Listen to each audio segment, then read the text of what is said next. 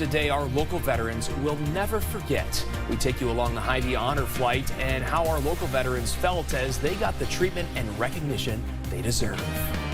And those stories top your news at 6 tonight. Good evening, everyone. I'm Sharon DeRick. The Honor Flight of the Quad Cities has been honoring our veterans since 2008. One of the coolest traditions out there, and I'm William Ingalls. This year is no different. And earlier this week, several former servicemen and women had the opportunity of a lifetime to fly to Washington, D.C. for a day to honor and remember their service. KWQC's Chandler Brindley was on that flight and shares the incredible experience these veterans had in our nation's capital.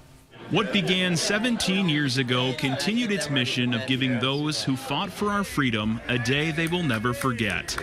Tuesday, 81 veterans traveled from Moline to Washington, D.C. for the 15th Hy-Vee sponsored and 63rd honor flight of the Quad Cities, visiting the memorials dedicated in their honor.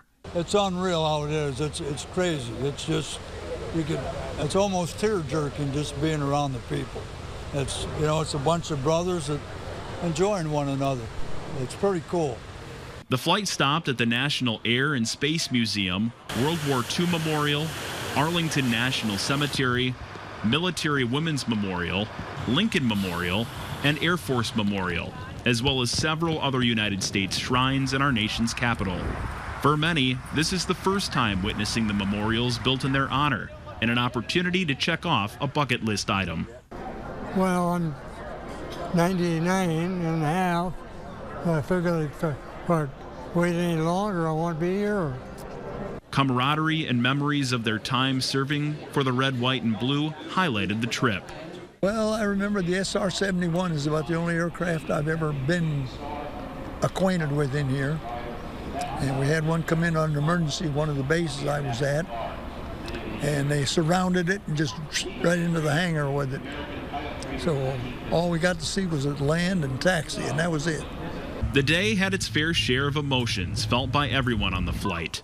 The tradition of the changing of the guard at the tomb of the unknown soldier left everyone in awe. That was the coolest ever. And then when you hear that there's over 400,000 plots at Arlington Cemetery, it's just unbelievable, and you almost have to experience it before you realize. It's very emotional.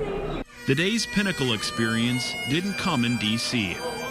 Ladies and gentlemen, let us give a hero's welcome to the veterans of Honor 63. But back home, getting the warm welcome many have waited decades for. In Washington, D.C., Chandler Brindley, KWQC TV6 News. A well-told tribute by our Chandler Brindley there. Two women veterans were part of a special ceremony at the Military Women's Memorial. Mary Baker and Judy DeWolf were honored for their time in the service with their names entered into the Military Women's Memorial Register. Awesome story there.